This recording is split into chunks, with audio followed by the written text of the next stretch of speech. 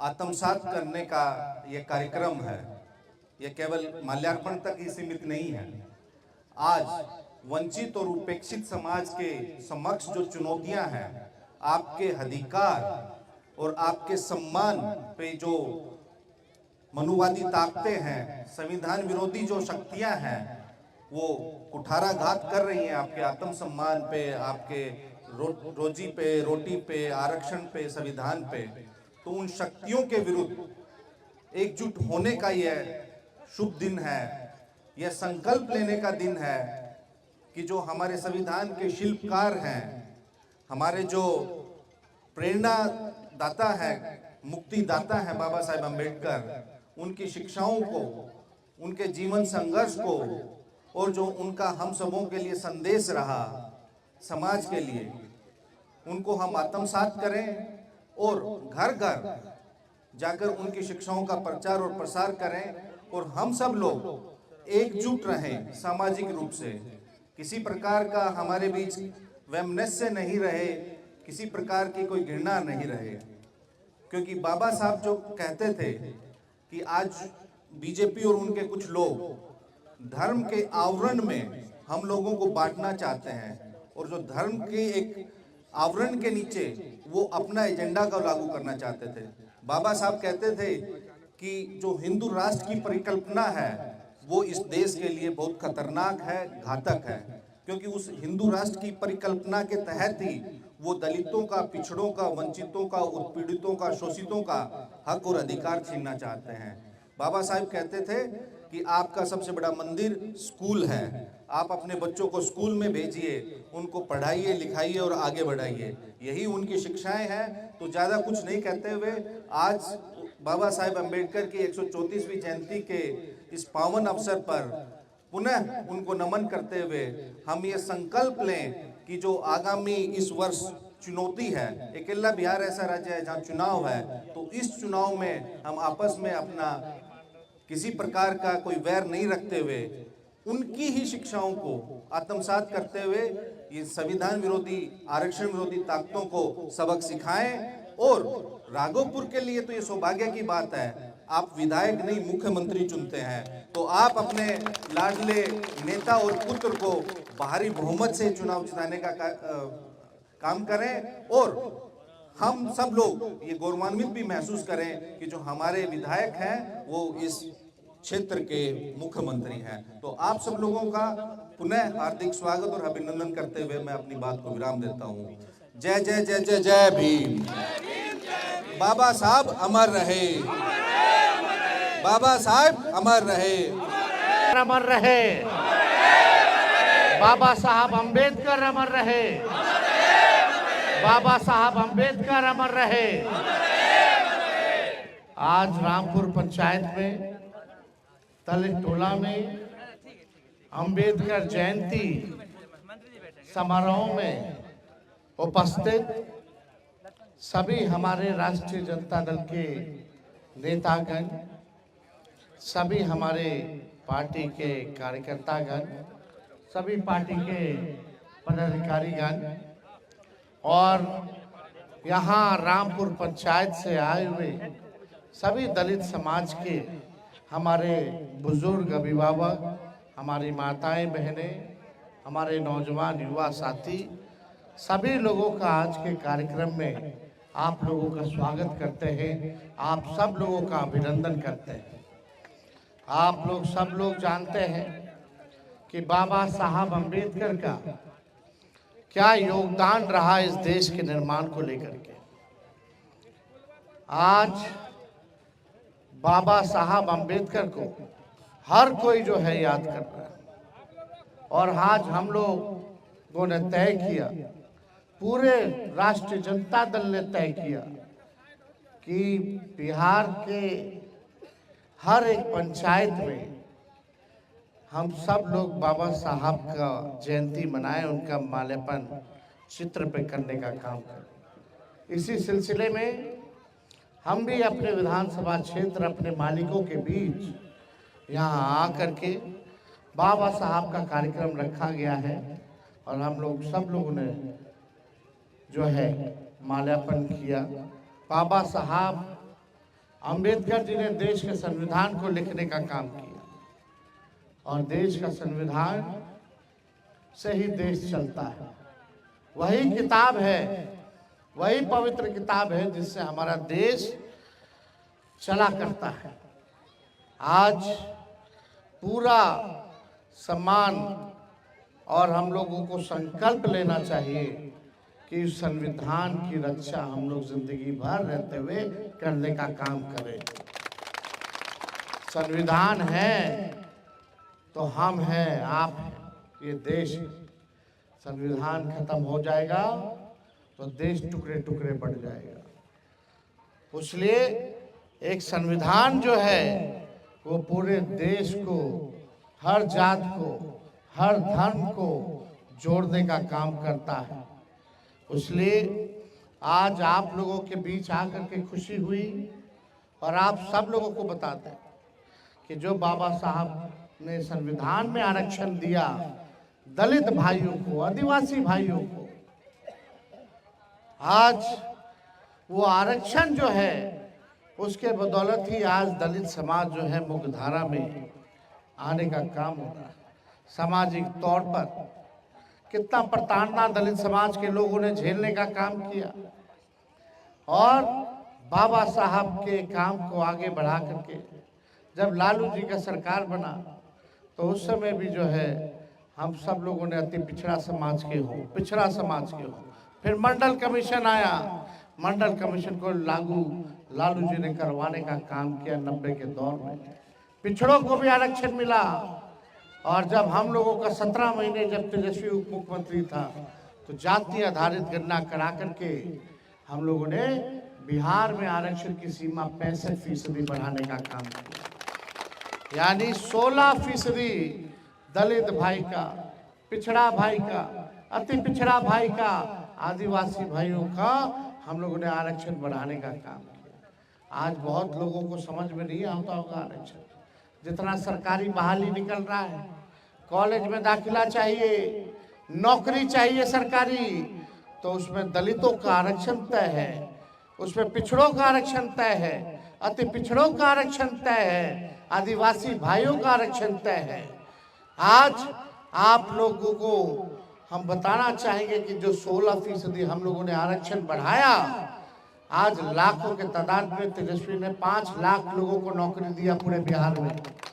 3.5 लाख नौकरी प्रक्रियाधीन हम लोग कराए और जब बढ़ाए आरक्षण यानी दलित लोगों का हिस्सेदारी हमने बढ़ाने का काम किया, पिछड़े अति पिछड़ों का हिस्सेदारी बढ़ाने का काम किया।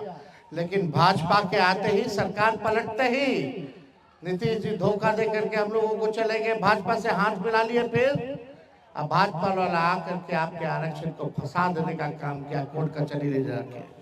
लेकिन आपकी लड़ाई को, उस आरक्षण की लड़ाई को हम लोग सदन में भी हम लोगों ने आवाज उठाया, सड़क पर भी उठा रहे हैं और कोर्ट न्यायालय में भी हम लोग जो है लड़ाई लड़ रहे हैं ताकि आपको अधिकार मिले। सोचिए 16% यानी लाखों के तादाद में नौकरी में नुकसान हो रहा है। एडमिशन कहीं कराना हो पढ़ाई लिखाई के लिए तो उसमें नुकसान हो रहा है। कहाँ कहाँ आप लोगों को नुकसान हो रहा है। 16% आप समझ लीजिए, लाखों के तादाद में आज वो आरक्षण रहेगा तो लाखों में दलित हो, पिछड़ा हो, अति पिछड़ा समाज का हो, उसको नौकरी में, सरकारी नौकरी में हिस्सेदारी मिलेगी, उसको पढ़ाई लिखाई में हिस्सेदारी मिलेगी।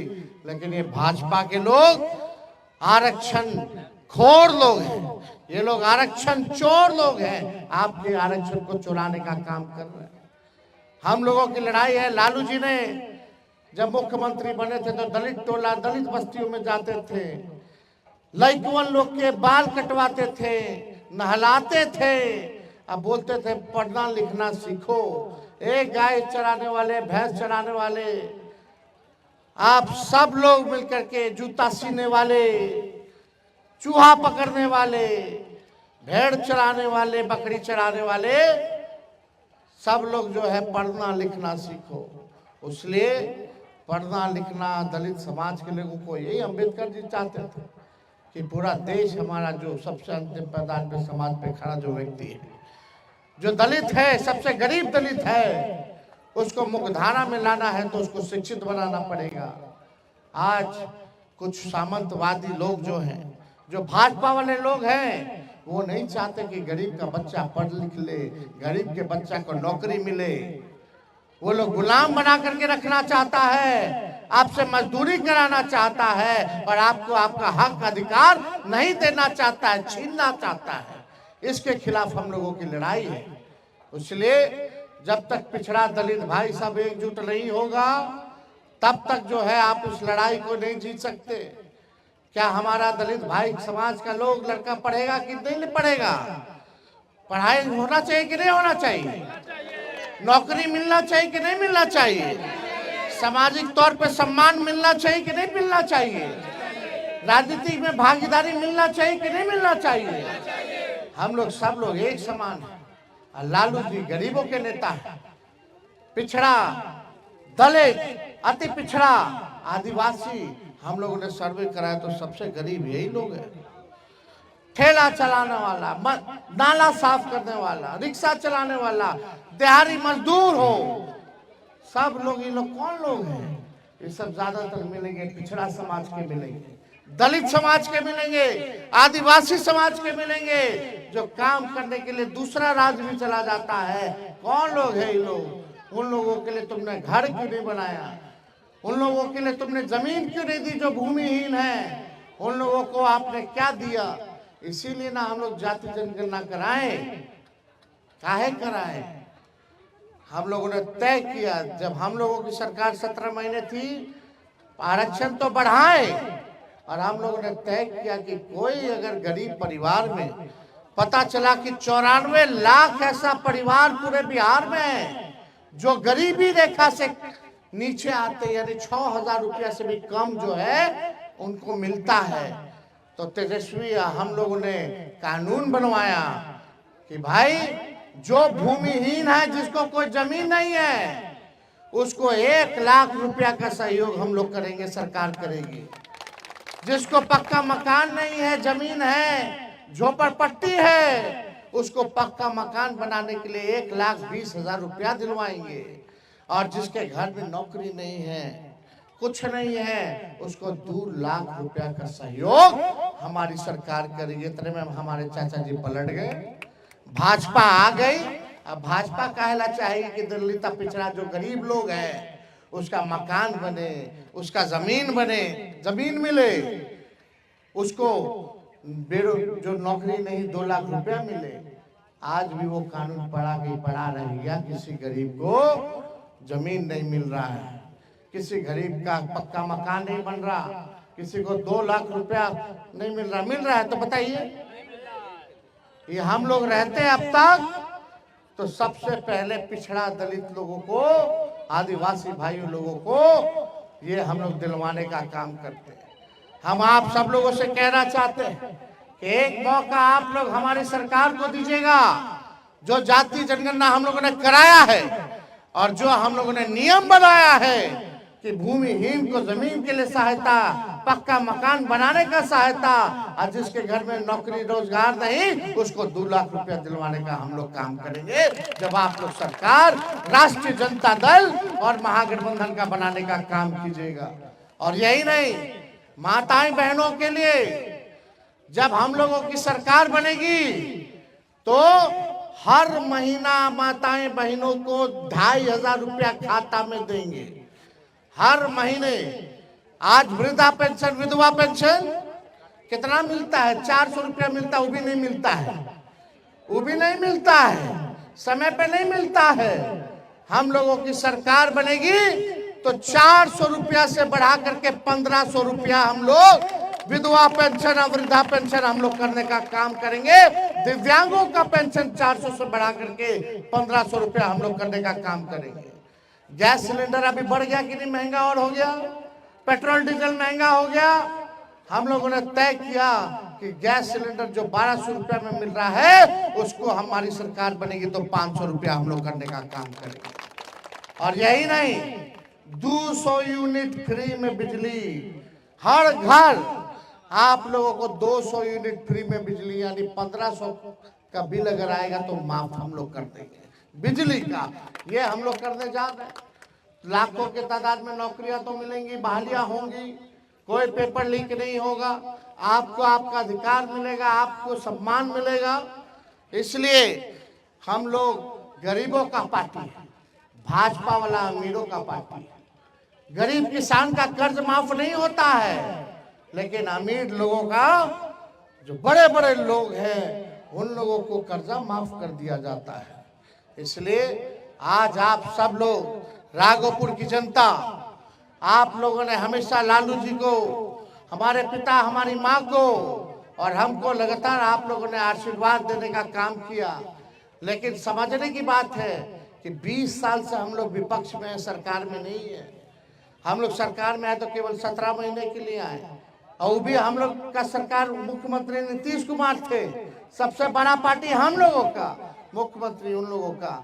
जिस दिन आपका अपना मुख्यमंत्री होगा, आपका गरीब का सरकार होगा, तब जाकर के गरीबों का कल्याण होगा, आप सब लोगों का विकास होगा, संपन्न होगा।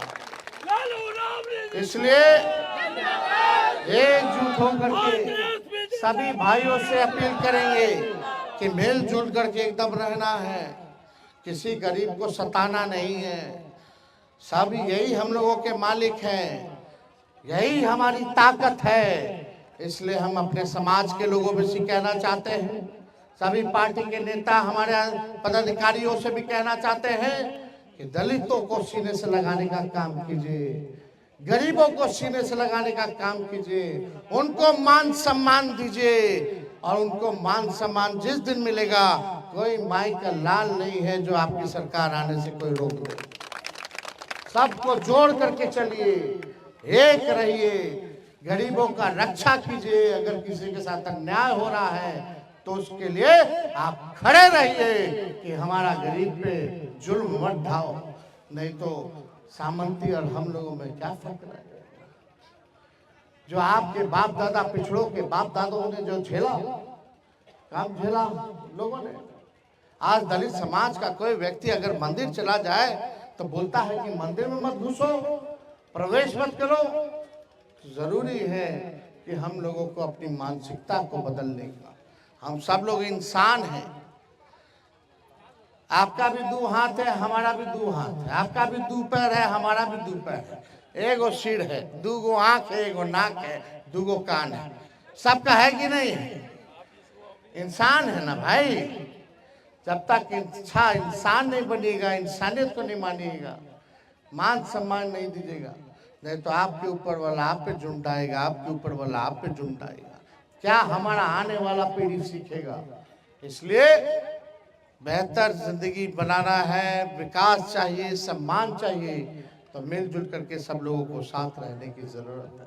तो इसलिए आप सब लोगों को हम फिर से बाबा साहब को आज के दिन याद, आज ही के दिन हम लोग याद नहीं करते हैं। हम लोग जब तक जीते रहेंगे तब तक बाबा साहब को मान सम्मान और याद करते रहेंगे और संविधान की रक्षा करते रहेंगे। इन्हीं चंद शब्दों के साथ आप सब लोगों का स्वागत करके अपनी बात को विराम देते हैं। जय हिंद, जय बिहार, जय राष्ट्रीय जनता दल, जय भीम। बहुत बहुत धन्यवाद।